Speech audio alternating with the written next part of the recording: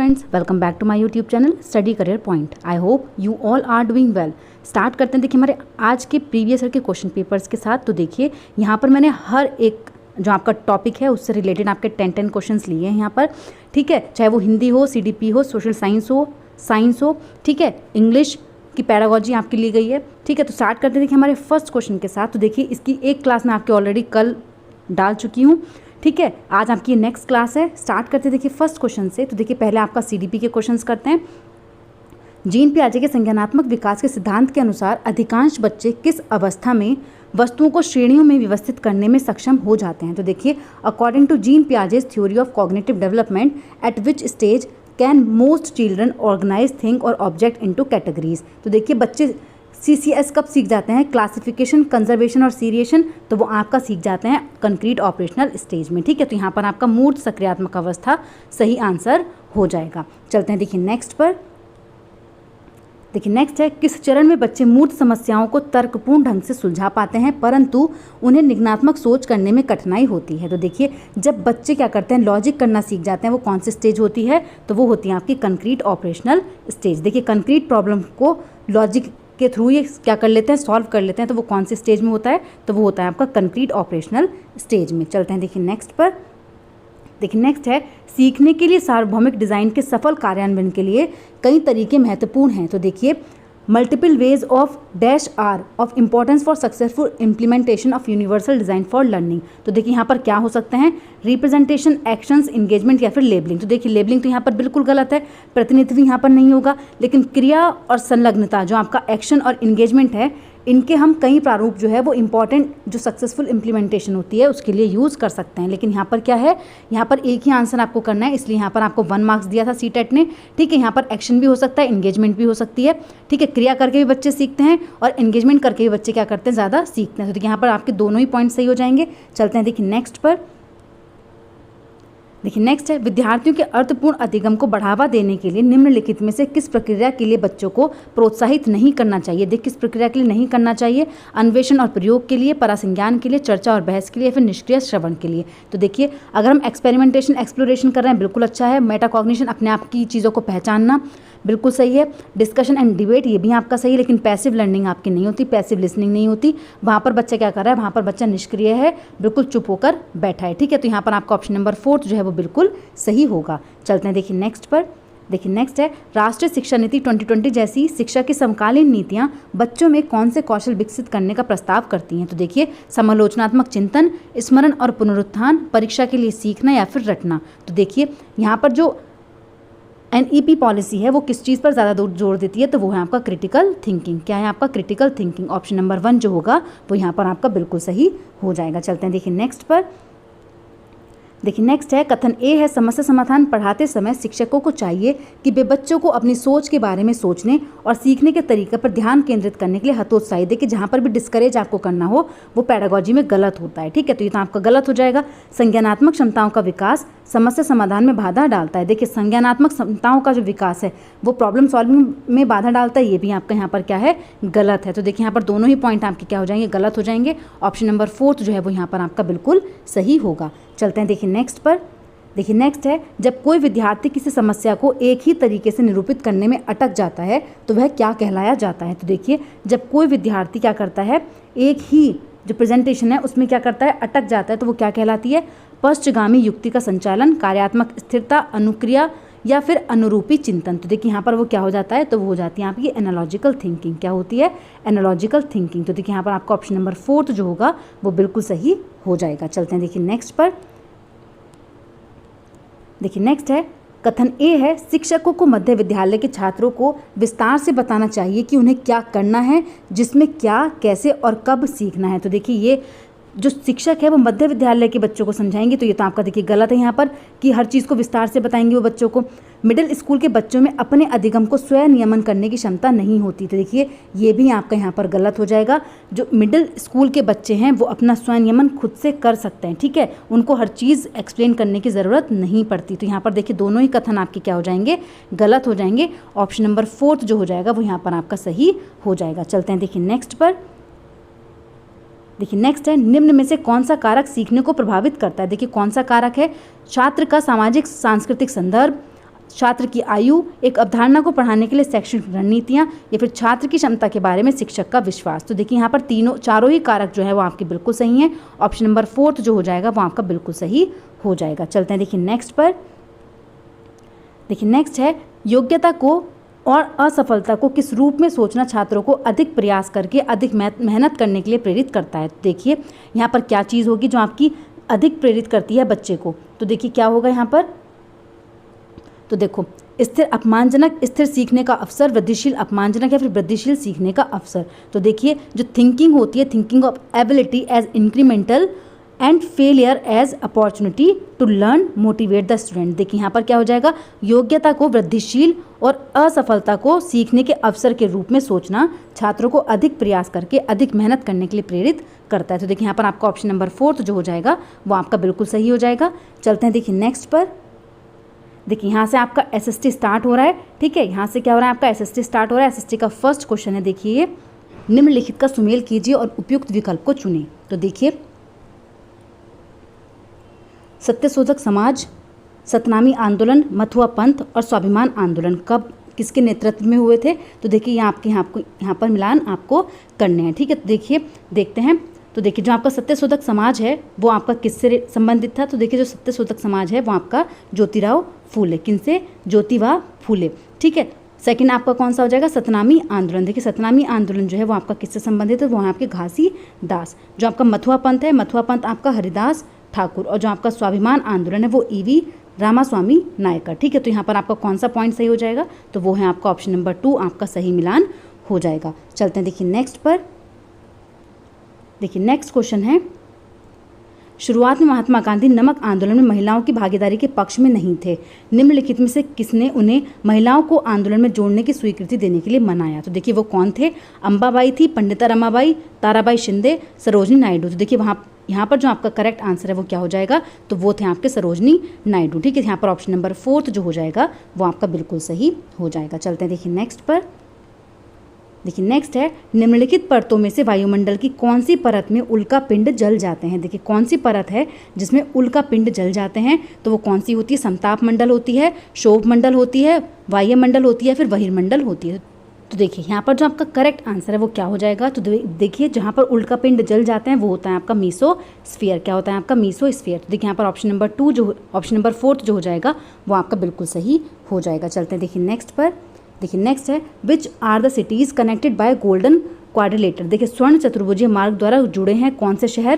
तो देखिए वो कौन से है, दिल्ली, कांडला, चेन्नई और कोलकाता, दिल्ली, मुंबई, चेन्नई, गुवाहाटी, दिल्ली, मुंबई, चेन्नई, कोलकाता, या फिर चंडीगढ़, कांडला, तूतीकोरन या फिर गुवाहाटी। देखिए कौन सा पॉइंट है जो यहाँ पर आपका सही होगा, तो देखिए वो है आपका ऑप्शन नंबर 3, दिल्ली, मुंबई, चेन्नई और कोलकाता, ठीक है। कौन से कनेक्टेड है आपके स्वर्ण चतुर्भुजीय से, तो वो है आपके दिल्ली, मुंबई, चेन्नई और कोलकाता। तो यहाँ पर ऑप्शन नंबर 3 जो है वो आपका बिल्कुल सही है। चलते हैं देखिए नेक्स्ट पर। देखिए नेक्स्ट है, देखिए सूची 1 जिसमें आपको 1 दिए गए हैं और उनकी अवस्थिति दी गई है, उनको आपको क्या करना है यहाँ पर मिलान करना है, ठीक है। कौन सी स्थिति दी गई है, तो देखिए आपको यहाँ पर 1 दिए गए हैं, आपके फॉरेस्ट हैं, ठीक है, और क्या है उनकी अकरेंस है, ठीक है। तो देखिए चलते हैं यहाँ पर मिलान करते हैं। देखिए उष्ण कटिबंधीय पर्णपाती, उष्ण कटिबंधीय सदाबहार, शीतोष्ण सदाबहार या फिर शीतोष्ण पर्णपाती। देखिए कौन से पॉइंट हैं जो यहाँ पर आपके सही होंगे, तो देखिए जो उष्ण कटिबंधीय पर्णपाती है वो कहाँ पर पाए जाते हैं, तो वो होते हैं आपके भारत, उत्तरी ऑस्ट्रेलिया और मध्य अमेरिका में। जो उष्ण कटिबंधीय सदाबहार पाए जाते हैं वो आपके कहाँ पर होते हैं, वो होते हैं भूमध्य रेखा और उष्ण कटिबंध के पास। शीतोष्ण सदाबहार वन जो होते हैं वो कहाँ पर पाए जाते हैं, तो वो होते हैं आपके दक्षिणी पूर्वी अमेरिका, दक्षिण चीन और दक्षिण पूर्वी ब्राज़ील में। शीतोष्ण पर्णपाती जो होते हैं आपके वो कहाँ पर होते हैं, तो वो होते हैं आपके उत्तरी पूर्वी अमेरिका, चीन, न्यूजीलैंड और चिली, ठीक है। तो यहाँ पर आपका कौन सा पॉइंट सही है, तो वो है आपका ऑप्शन नंबर 2 जो होगा यहाँ पर आपका सही मिलान हो जाएगा। चलते हैं देखिए नेक्स्ट पर। देखिए नेक्स्ट है, वृक्षों की उन कतारों को क्या कहा जाता है जो मृदा को अपरदन से बचाने हेतु वायु की गति को रोकने के लिए लगाई जाती है। तो देखिए उनको क्या कहते हैं, अंतराशयन कहते हैं, आश्रय पट्टी कहते हैं, समोच्च रोपण कहते हैं या फिर पट्टीदार रोपण कहते हैं। तो देखिए वृक्ष की उन कतारों को क्या कहा जाता है, तो देखिए क्या कहा जाता है, तो वो होते हैं आपके शेल्टर बेल्ट्स। क्या होती हैं आपकी आश्रय पट्टी, ठीक है। यहाँ पर ऑप्शन नंबर 2 जो हो जाएगा वो आपका बिल्कुल सही हो जाएगा। चलते हैं देखिए नेक्स्ट पर। देखिए नेक्स्ट है यहाँ पर, अगर पारसी समुदाय में रिसद अपनी आस्था के शिक्षण के आधार पर एक शैक्षिक संस्थान संस्था खोलता है, देखिए शैक्षणिक संस्थान जो संस्था है वो खोलता है, निम्नलिखित में से कौन सा प्रावधान ऐसा करने के लिए उसे सक्षम बनाता है। तो देखिए कौन सा प्रावधान है जो उसको यहाँ पर क्या करेगा, सक्षम बनाएगा। तो देखिए कौन सा पॉइंट यहाँ पर होगा, right of freedom of religion, right to equality, right to cultural development and education, या फिर राइट टू फ्रीडम। तो देखिए कौन सा पॉइंट होगा जो यहाँ पर आपका सही हो जाएगा। देखिए यहाँ पर जो आपका करेक्ट आंसर है वो क्या है, तो वो है आपका option number 3, right to cultural development and education. Option number 3 जो हो जाएगा वो यहाँ पर आपका बिल्कुल सही हो जाएगा। चलते हैं देखिए नेक्स्ट पर। देखिए नेक्स्ट है निम्न कथनों पर विचार कीजिए। देखिए ए है धात्विक खनिज मुख्यतः अवसादी शैल समूह में पाए जाते हैं।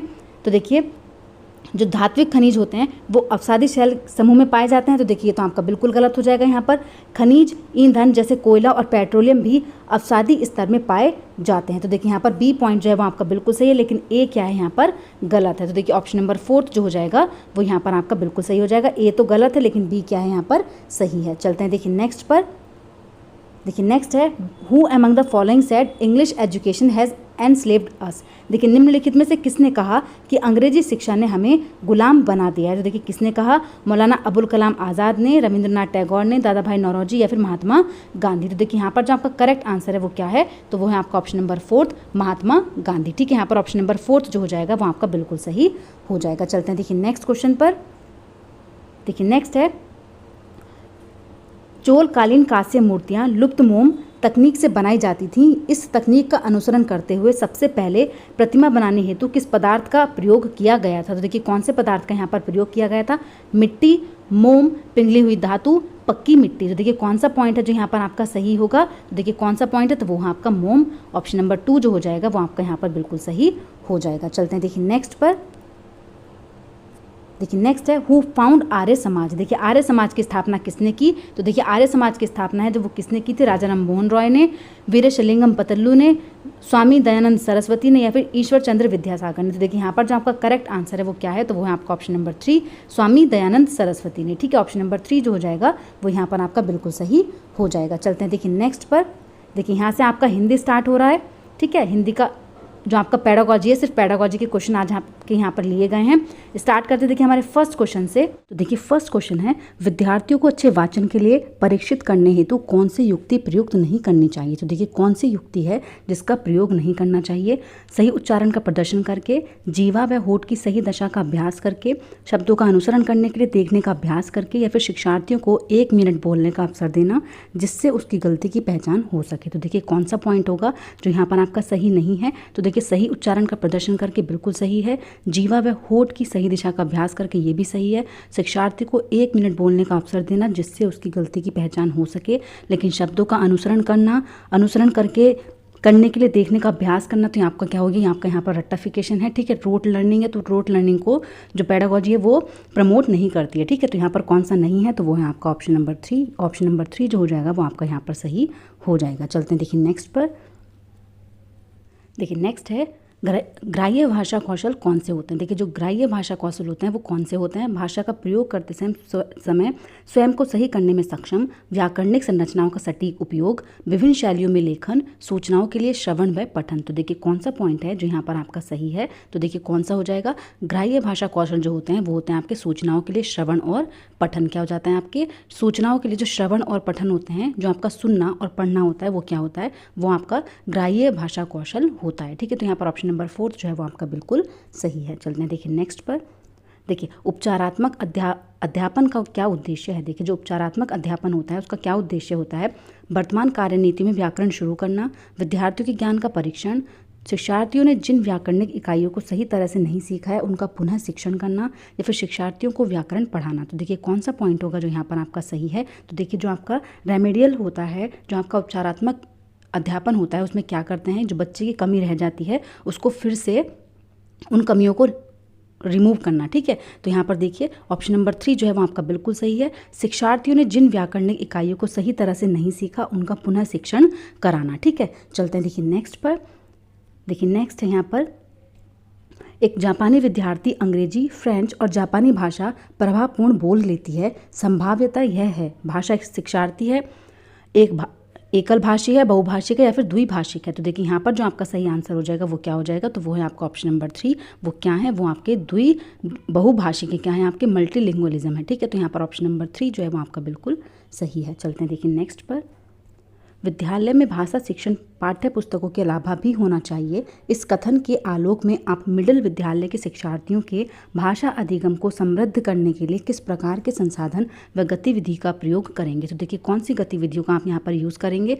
प्रामाणिक साहित्य का पठन, निर्धारित पाठ्य पुस्तकों का पठन, द्विभाषिक शब्दकोश का प्रयोग या फिर अध्यापक द्वारा निर्मित वर्कशीटों पर काम। तो देखिए कौन सा पॉइंट है जो यहाँ पर आपका सही है, तो वो है आपका प्रामाणिक साहित्य का पठन। ठीक है, यहाँ पर कौन सा हो जाएगा, जब आप क्या कह रहे हैं यहाँ पर भाषा अधिगम को समृद्ध करने के लिए क्या है, प्रामाणिक साहित्य का पठन आप यहाँ पर कराएंगे। ठीक है, तो ऑप्शन नंबर 1 जो हो जाएगा वो यहाँ पर आपका सही हो जाएगा। चलते हैं देखिए नेक्स्ट पर।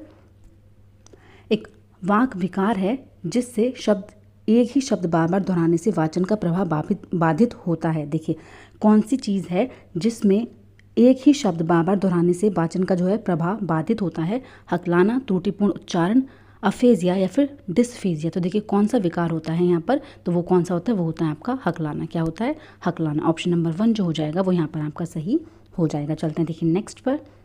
देखिए नेक्स्ट है, एक उत्साही अध्यापक किसी एक पारस्परिक कक्षा में भाषा कौशल के विकास में शिक्षार्थियों की मदद कैसे कर सकती है। तो देखिए कैसे कर सकती है, पूर्व निर्धारित पाठ्यक्रम द्वारा, निर्धारित पाठ्य पुस्तकों द्वारा, स्वयं निर्मित सामग्री के माध्यम से अतिरिक्त सूचनाएं देकर या फिर साप्ताहिक परीक्षाओं द्वारा। तो देखिए कौन सा पॉइंट है जो यहाँ पर आपका सही होगा, तो देखिए वो है आपका ऑप्शन नंबर 3, स्वयं निर्मित सामग्री के माध्यम से अतिरिक्त सूचनाएं देकर। ऑप्शन नंबर 3 जो हो जाएगा वो यहाँ पर आपका सही हो जाएगा। चलते हैं देखिए नेक्स्ट पर।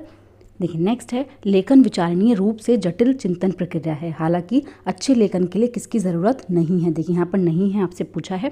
योजना बनाने के लिए काफ़ी समय लगाना, पाठक के बारे में विचार करना, लिखे हुए को पुनः पढ़ना, यदि आवश्यक है तो पुनः लेखन और प्रारूप को अंतिम रूप देना, प्रक्रिया की अनदेखी करना, केवल अंतिम स्वरूप पर ध्यान देना। तो देखिए कौन सा पॉइंट है जो यहाँ पर सही नहीं होगा, तो देखिए केवल जहाँ पर आता है वो आपका क्या होता है, नेगेटिव होता है पेडागोजी में। तो देखिए जहाँ पर केवल आया उसको पढ़ो।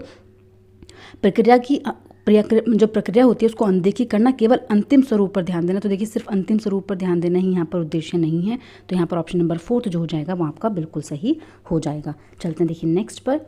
देखिए कौन सा कथन सही नहीं है। देखिए यहाँ पर भी आपसे नहीं पूछा है। श्रवण, वाचन, पठन और लेखन भाषा कौशल हैं।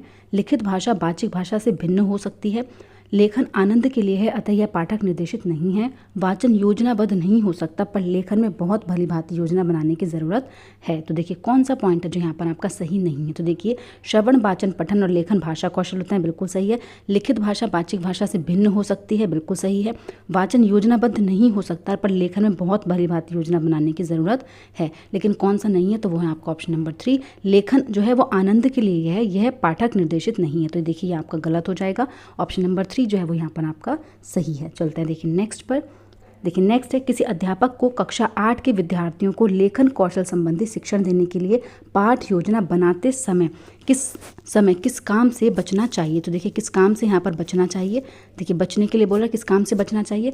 होटल में बुकिंग करने से जुड़ी सूचना प्राप्त करने के लिए ईमेल लिखना, व्याख्यान के दौरान टिप्पणियाँ लिखना और उनका सारांशीकरण करना, कक्षा प्रस्तुतिकरण हेतु स्लाइड आदि बनाना, शिक्षार्थियों का ऐसा कार्य देना जो भाषा के रूप और नियमों को सीखने पर केंद्रित हो। देखिए सिर्फ रूल्स को सीखने पर केंद्रित हो, तो ये आपका यहाँ पर क्या हो जाएगा, गलत हो जाएगा। ऑप्शन नंबर 4 जो है वो यहाँ पर आपका क्या है, सही है। चलते हैं देखिए नेक्स्ट पर। देखिए नेक्स्ट है, ध्वनियों के आधार पर शब्द समूहों को श्रेणी को क्या कहा जाएगा। देखिए ध्वनियों के आधार पर पूछा जो शब्द समूह है उसकी श्रेणी को क्या कहा जाएगा। ध्वन्यात्मक समूहीकरण, कोश विषयक समूहीकरण, व्याकरणिक समूहीकरण या फिर अर्थ विषयक समूहीकरण। तो देखिए यहाँ पर वो क्या कहलाएगा, तो वो होगा आपका ऑप्शन नंबर 1 ध्वन्यात्मक समूहीकरण। ठीक है, ऑप्शन नंबर 1 जो हो जाएगा वो यहाँ पर आपका सही हो जाएगा। चलते हैं देखिए नेक्स्ट पर। देखिए नेक्स्ट है, शिक्षार्थियों के वाचन कौशल को समृद्ध करने के लिए सबसे कम महत्वपूर्ण क्या है। देखिए सबसे कम महत्वपूर्ण क्या चीज़ है, उन्हें स्वर पाठन के लिए कहना, बंद अंत वाले प्रश्न पूछना, उन्हें अपनी भावनाएं अभिव्यक्त करने के लिए कहना, उन्हें विभिन्न प्रकार की वाचन संबंधी गतिविधियों में भाग लेने के लिए प्रोत्साहित करना। तो देखिए कौन सा सबसे कम महत्वपूर्ण है, तो देखिए उन्हें अपनी भावनाएं अभिव्यक्त करना, ये भी बिल्कुल सही है। गतिविधियों में भाग लेने के लिए प्रोत्साहित करना, ये भी आपका सही है। लेकिन कौन सा नहीं होगा, तो देखिए बंद अंत वाले प्रश्न पूछना, बंद अंत वाले प्रश्न नहीं पूछने, जबकि क्रिएटिव थिंकिंग को आपको प्रमोट करना है। क्लोज एंडेड नहीं, ओपन एंडेड क्वेश्चन बच्चों से पुटअप करने। ठीक है, तो यहाँ पर कौन सा आपका कम महत्वपूर्ण है, तो वो है आपका ऑप्शन नंबर 2। ठीक है, ऑप्शन नंबर 2 जो हो जाएगा वो यहाँ पर आपका सही हो जाएगा। चलते हैं देखिए नेक्स्ट पर। देखिए नेक्स्ट है कौन सा कथन सही नहीं है। देखिए कौन सा कथन है जो यहाँ पर आपका सही नहीं है। पठन का तात्पर्य सामान्यतः पाठ्य सामग्री को डिकोड करना है। पठन के समय पाठक अर्थ ग्रहण करते जाते हैं। एक अच्छे लेखक को पता होना चाहिए कि उसके पाठक कौन है। पठन और लेखन के लिए व्यक्ति के पास पर्याप्त शब्द संपदा होनी चाहिए। तो देखिए कौन सा पॉइंट है जो यहाँ पर सही नहीं होगा। तो देखिए कौन सा है, वो है आपका ऑप्शन नंबर 1। पठन का तात्पर्य सामान्यतः पाठ्य सामग्री को डिकोड करना नहीं होता। ठीक है, तो यहाँ पर आपका ऑप्शन नंबर 1 जो हो जाएगा वो आपका सही हो जाएगा। नहीं इन्होंने पूछा है तो नेगेटिव कौन सा है, वो है आपका ऑप्शन नंबर 1। चलते हैं देखिए नेक्स्ट पर। कौन सी गतिविधि जीवन की वास्तविक स्थितियों में भाषा के प्रयोग में अधिक सहायता नहीं करेगी। देखिए कौन सी विधि है जो अधिक सहायता नहीं करेगी। श्याम पट्ट से नकल करना, प्रामाणिक सामग्री का पठन, समाचार सुनना या फिर प्रतिबिंबात्मक जर्नल लिखना। तो देखिए कौन सा पॉइंट है जो सहायता नहीं करेगा, तो वो कौन सा है, तो वो है श्याम पट्ट पे नकल करना। ठीक है, श्याम पट्ट से नकल करना क्या हो जाएगा आपका यहाँ पर सही हो जाएगा। ठीक है, चलते हैं देखिए नेक्स्ट पर। देखिए यहाँ से आपका इंग्लिश की पेडागोजी स्टार्ट हो रही है। ठीक है, स्टार्ट करते हैं देखिए फर्स्ट क्वेश्चन से।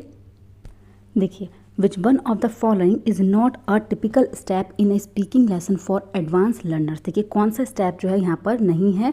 ठीक है, doing a role play, writing the script for role play, learning how to spell words in the language या फिर learning how to take turns in a dialogue. तो देखिए ये तो आपके यूजफुल है, लेकिन कौन सा नहीं है, तो वो है आपका option number 3, learning how to spell words in the language. ठीक है, चलते हैं देखिए नेक्स्ट पर। देखिए नेक्स्ट है a second language like English language in India is challenging as compare to a first language mother tongue because second language is a complicated language, the language is not spoken in our environment, the first language is an Indian language या फिर it is the language of colonizers। ठीक है, colonizers। तो देखिए यहाँ पर कौन सी चीज़ है जो आपकी सही हो जाएगी, तो देखिए वो कौन सा होगा, तो वो होगा आपका option number 2, the language is not spoken in our environment. ठीक है, क्यों चैलेंजिंग होती है वो, क्योंकि वो हमारे एनवायरनमेंट में नहीं बोली जाती। तो यहाँ पर ऑप्शन नंबर 2 जो है वो आपका बिल्कुल सही है। चलते हैं देखिए नेक्स्ट पर।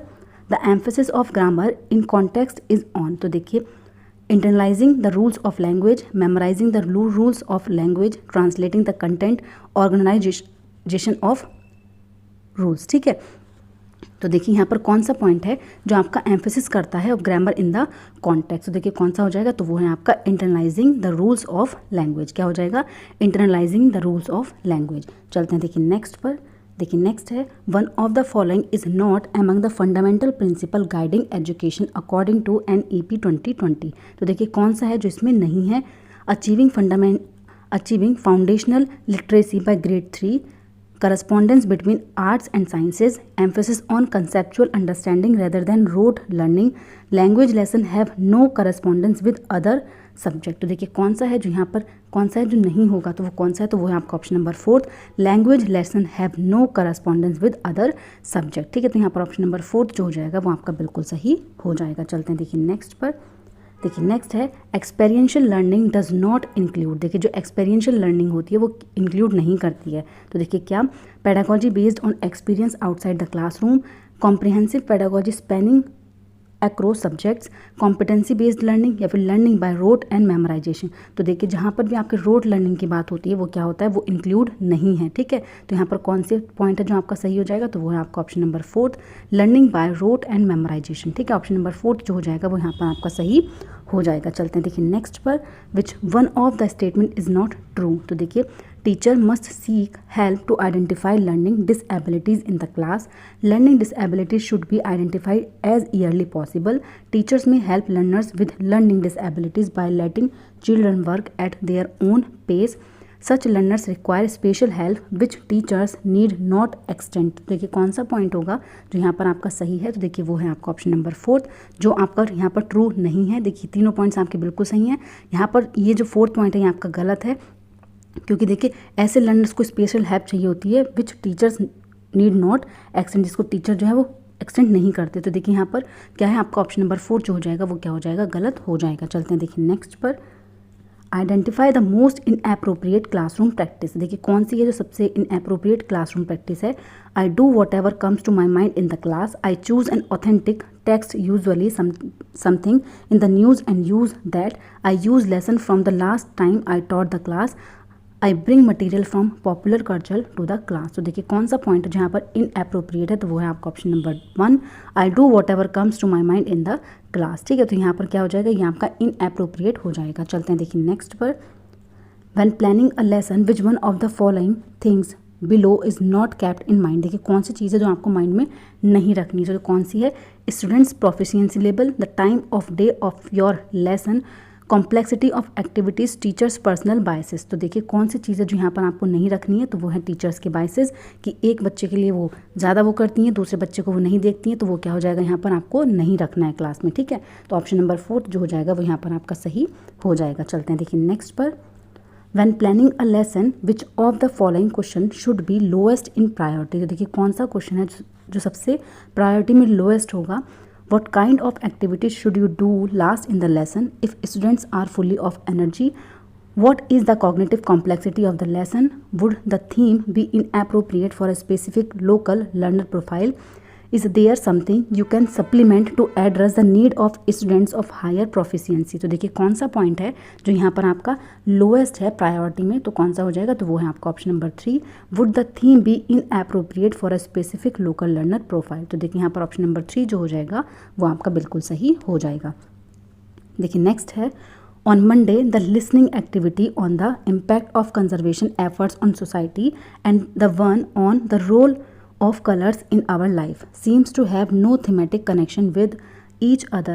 It would be best to, तो देखिए, play an activity on voice intense with listening, think to speak activity related to one of the themes, think to listening activity that relates to the social issue in the states, if practice functional language for participating a group discussion। तो देखिए कौन सा है जो इसमें से सबसे best होगा, तो वो है आपका option number 2, think of a speaking activity related to one of the themes, ठीक है। तो यहाँ पर ऑप्शन नंबर 2 जो होगा वो आपका बिल्कुल सही होगा। चलते हैं देखिए नेक्स्ट पर, which of the following is incorrect. देखिए कौन सा है जो इनमें से सही नहीं है। Children with dyslexia should not be identify early, Indian stories need to be incorporated in the curriculum, listening should be taught explicitly, pictures should be used for teaching vocabulary. तो देखिए कौन सा है जो यहाँ पर इनकरेक्ट है, तो वो कौन सा है? तो वो है आपका option number 1, children with dyslexia should not be identify yearly, कि उनको जो बच्चे डिसलेक्सिया से ग्रसित होते हैं उनको जल्दी से आइडेंटिफाई नहीं करना चाहिए। तो ये आपका क्या हो जाएगा? यहाँ पर गलत हो जाएगा। चलते हैं देखिए नेक्स्ट पर, which of the following is correct. देखिए कौन सा है जो यहाँ पर करेक्ट है। Language lesson should not be incorporate knowledge for real life, vocabulary can be taught using bilanguage, words list, extra reading over burdens learners, use of words webs is not a good practice for words listening. तो देखिए कौन सा हो जाएगा जो यहाँ पर आपका करेक्ट है। तो देखिए यहाँ पर कौन सा पॉइंट करेक्ट है, तो वो है आपका option number 2, vocabulary can be taught using bilanguage, words list, ठीक है। तो यहाँ पर ऑप्शन नंबर 2 जो है वो आपका बिल्कुल सही है। चलते हैं देखिए नेक्स्ट पर। देखिए नेक्स्ट है, which of the following step in the lesson on speaking is not true. देखिए कौन सा है जो सही नहीं है। Using dialogues for real time speaking practice, learning how to identify syllables, playing a listening passage to understand words boundaries, feedback provided for a role play activity. तो देखिए कौन सा पॉइंट है जो यहाँ पर आपका सही नहीं है, तो वो कौन सा है? तो वो है आपका option number 2, learning how to identify syllables, ठीक है। तो यहाँ पर आपका क्या है, सिलेबस को आपको आइडेंटिफाई नहीं करना है, ठीक है, सिर्फ। तो यहाँ पर ऑप्शन नंबर 2 जो हो जाएगा वो क्या हो जाएगा? आपका नॉट ट्रू हो जाएगा, ठीक है। चलते हैं देखिए नेक्स्ट, और देखिए लास्ट क्वेश्चन है आपका इंग्लिश का। Language assessment is to be seen in terms of. तो देखिए, a gradual process broken into small bits of assessment, a final product to be done during the semester and examinations, summative assessment with many papers pen test, a routine process of conducting monthly test and annual examination. तो देखिए जो language assessment है वो is to be seen in terms of. तो देखिए कौन से terms में देखा जाएगा, तो यहाँ पर जो आपका फर्स्ट है वो बिल्कुल सही है, अ gradual process broken into small bits of assessments, ठीक है। तो यहाँ पर ऑप्शन नंबर 1 जो हो जाएगा वो आपका बिल्कुल सही हो जाएगा। चलते हैं देखिए नेक्स्ट पर। तो देखिए नेक्स्ट आपका साइंस है, ठीक है। साइंस के यहाँ पर क्वेश्चंस लिए गए हैं। तो देखिए फर्स्ट है आपका, X is a vitamin which is need for absorption of Y. देखिए यहाँ पर एक्स और वाई क्या हैं, तो देखिए एक्स और वाई यहाँ पर क्या होंगे, तो देखिए vitamin B calcium, vitamin C iron, vitamin A calcium या फिर विटामिन ए आयरन। तो देखिए जो विटामिन सी होता है, विटामिन सी जो होता है, तो देखिए vitamin C is a vitamin which is need for absorption of iron, ठीक है। तो यहाँ पर आपका ऑप्शन नंबर 2 जो हो जाएगा वो आपका बिल्कुल सही हो जाएगा। चलते हैं देखिए नेक्स्ट पर।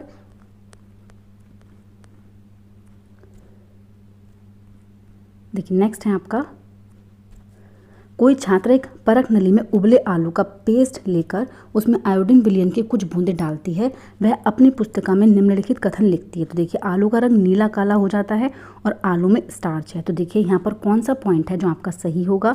तो देखिए आलू का रंग नीला काला हो जाता है, तो यहाँ पर वो क्या कर रही है, अवलोकन कर रही है, ठीक है। और आलू में स्टार्च है, ये क्या है, इसका निष्कर्ष है, ठीक है। तो यहाँ पर ऑप्शन नंबर 3 जो होगा वो आपका सही हो जाएगा। जो ए है, जो उन्होंने एक्सपेरिमेंट करके रिजल्ट निकाला है, उसमें ए जो हो गया वो अवलोकन हो गया और जो बी है वो क्या है, उसका निष्कर्ष है, ठीक है। तो यहाँ पर आपका ऑप्शन नंबर 3 जो है वो आपका बिल्कुल सही है। चलते हैं देखिए नेक्स्ट पर। देखिए नेक्स्ट है, विज्ञान की किसी संकल्पना की समझ को सुसाध्य बनाने हेतु निम्न में से कौन से कथन का अल्पतम प्राथमिकता होनी चाहिए। तो देखिए कौन से कथन की अल्पतम प्राथमिकता होनी चाहिए।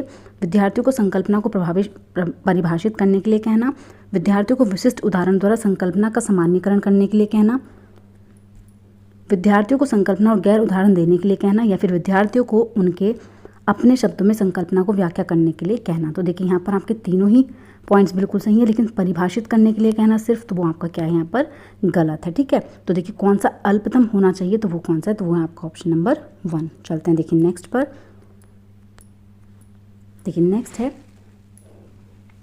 प्रतिभाशाली विद्यार्थियों को समझने के उद्देश्य से विज्ञान की कक्षा में निम्न में से क्या सबसे कम वांछनीय है। देखिए कौन सा सबसे कम उपयोगी है। मानकीकृत पाठ्यचर्या व आकलन, शैक्षिक संवर्धन क्रियाकलाप, विद्यार्थियों द्वारा स्वतंत्र परियोजना, विस्तृत परिप्रेक्ष्य की व्याख्या हेतु अवसर। तो देखिए कौन सा पॉइंट है जो यहाँ पर आपका सही है। तो देखिए जो आपका सबसे कम वांछनीय है तो वो है आपके मानकीकृत पाठ्यचर्या और असेसमेंट, ठीक है। तो यहाँ पर ऑप्शन नंबर 1 जो है वो आपका बिल्कुल सही हो जाएगा। चलते हैं देखिए नेक्स्ट पर। देखिए नेक्स्ट है, निम्नलिखित को सुमेलित करना है आपको, ठीक है। तो देखिए अति झुके अक्ष पर घूर्णन करना, ठंडा और हवादार, चांद जैसी प्रावस्थाएं दर्शाना, या फिर घनत्व निम्न है। तो देखिए कौन सा पॉइंट है जो यहाँ पर आपका मैच करेगा। तो देखिए अति झुके अक्ष पर घूर्णन करना, तो देखिए वो क्या होगा आपका, तो वो है आपका वरुण। देखिए जो आपका अति झुके अक्ष पर घूर्णन करना, तो वो किससे संबंधित है, तो वो है आपका यूरेनस से, ठीक है। ठंडा और हवादार क्या होता है आपका, वरुण होता है, ठीक है। चांद जैसी प्रावस्थाएं दर्शाना, तो वो क्या है आपका शुक्र। घनत्व निम्न है जिसका, तो वो कौन सा है आपका, तो वो है आपका शनि, ठीक है। तो यहाँ पर कौन सा आपका सही मैच हो जाएगा, तो वो है आपका ऑप्शन नंबर 2। तो देखिए यहाँ पर ऑप्शन नंबर 2 जो है वो आपका सही मिलान है, ठीक है। चलते हैं देखिए नेक्स्ट पर। देखिए नेक्स्ट है, अभिकथन ए है, वैद्युत चुंबक जो विद्युत चुंबक होती है वो एक अस्थायी चुंबक है। कारण है यह एक दुर्बल चुंबक है। तो देखिए कौन सा पॉइंट है जो यहाँ पर आपका सही होगा। तो देखिए ए तो सही है कि वैद्युत चुंबक जो होती है वो एक अस्थायी चुंबक है, लेकिन वो दुर्बल होती है, तो वो क्या है आपका गलत है। तो देखिए यहाँ पर ए तो सही है, लेकिन आर क्या है आपका गलत है। ऑप्शन नंबर 3 जो है वो यहाँ पर आपका बिल्कुल सही है। चलते हैं देखिए नेक्स्ट पर। देखिए नेक्स्ट है, निम्नलिखित में से कौन सा समुच्चय अम्लों और क्षारकों के प्राकृतिक सूचकों को दर्शाता है। तो देखिए कौन सा है जो यहाँ पर नेचुरल इंडिकेटर्स हैं। तो देखिए कौन कौन से हैं, फिनोप्थलीन लिटमस हल्दी, गुड़हल मेथिल ऑरेंज, या फिर हल्दी फिनोप्थलीन। तो देखिए कौन से हैं जो आपके नेचुरल इंडिकेटर्स होते हैं, तो वो कौन हो जाएंगे, तो वो हैं आपके लिटमस और हल्दी। क्या है आपका लिटमस और हल्दी। ऑप्शन नंबर 2 जो है वो यहाँ पर आपका बिल्कुल सही है। चलते हैं देखिए नेक्स्ट पर। देखिए हमारे शरीर में सबसे बड़ी ग्रंथि है और यह क्या स्रावित करती है, जो सी के पाचन में मदद करती है। तो देखिए यहाँ पर कौन से हो जाएंगे, तो देखिए अग्नाशय इंसुलिन कार्बोहाइड्रेट्स, यकृत पित्रस वसा, आमाशय रस प्रोटीन, छोटी आंत पित्रस और वसा। तो देखिए यहाँ पर कौन से हो जाएंगे आपके, तो देखिए pancreas insulin carbohydrates, liver bile juice fats, stomach gastric juice protein, या फिर स्मॉल इंटेस्टाइन बाइल जूस और फैट्स। तो देखिए कौन सा पॉइंट है जो यहाँ पर आपका सही है, तो वो कौन से होंगे, तो वो होंगे आपके यकृत पित्रस और वसा, ठीक है। ऑप्शन नंबर 2 जो हो जाएगा वो यहाँ पर आपका बिल्कुल सही हो जाएगा। चलते हैं देखिए नेक्स्ट पर।